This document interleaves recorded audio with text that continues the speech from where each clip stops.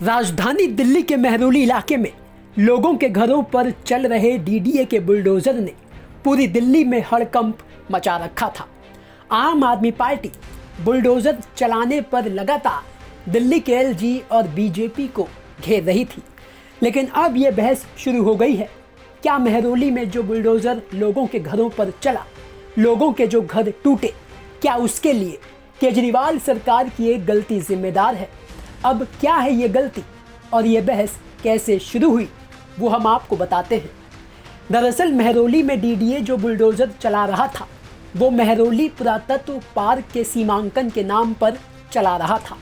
यानी कि डीडीए के मुताबिक जिस ज़मीन को खाली कराया जा रहा है, जिस पर लोगों के घरों को तोड़ा जा रहा है, वो आर्कियोलॉजिकल सर्वे ऑफ इंडिया की ज़मीन है, जिसका सर्वे यानी ज़मीन की पहचान, जिसे सीमांकन कहा जाता है, वो दिल्ली सरकार के राजस्व विभाग ने किया है, जिसे आधार बनाकर डीडीए मेहरौली में ताबड़तोड़ बुलडोजर चला रहा था, जिसे अब रोकने के लिए केजरीवाल सरकार में राजस्व मंत्री कैलाश गहलोत ने सीमांकन प्रक्रिया में गड़बड़ी मिलने पर उसे रद्द करते हुए अधिकारियों को विवादित क्षेत्र का नए सिरे से सीमांकन कराने का आदेश दिया है और साथ ही कहा है कि कब्जाधारियों को बिना नोटिस दिए अंधेरे में रखकर सीमांकन किया गया है, इसलिए ज़मीन का नए सिरे से सीमांकन किया जाए और डीडीए को तत्काल बुलडोजर कार्रवाई रोकने के निर्देश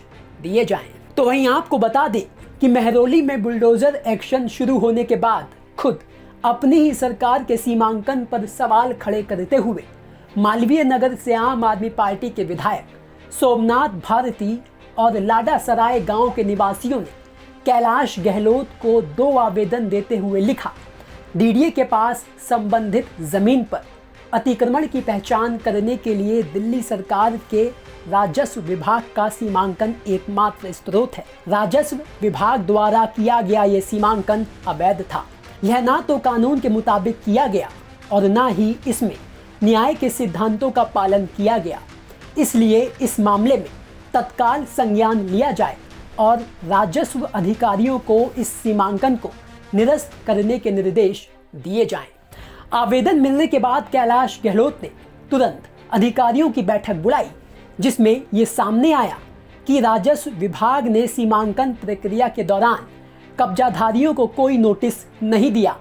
सीमांकन प्रक्रिया के दौरान कब्जाधारियों की कोई भागीदारी नहीं थी, जिससे ये स्पष्ट है कि यहाँ रहने वालों को अंधेरे में रखकर सीमांकन किया गया।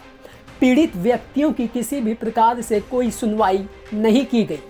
यानी मेहरौली में जिस बुलडोजर एक्शन को लेकर आम आदमी पार्टी बीजेपी को घेर रही थी, अब इस आदेश के सामने आने के बाद आम आदमी पार्टी की अरविंद केजरीवाल सरकार खुद घिर गई है, क्योंकि असल में डीडीए दिल्ली सरकार के सीमांकन सर्वे के आधार पर बुलडोजर चला रहा था, वो भी गलत सर्वे के आधार पर।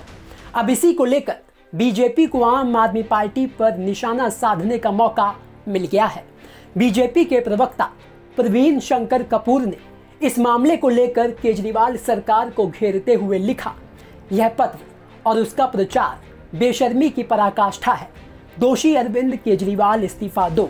मेहरौली में डिमोलिशन दिल्ली सरकार के रेवेन्यू विभाग के सर्वे रिकॉर्ड के आधार पर हो रहा है।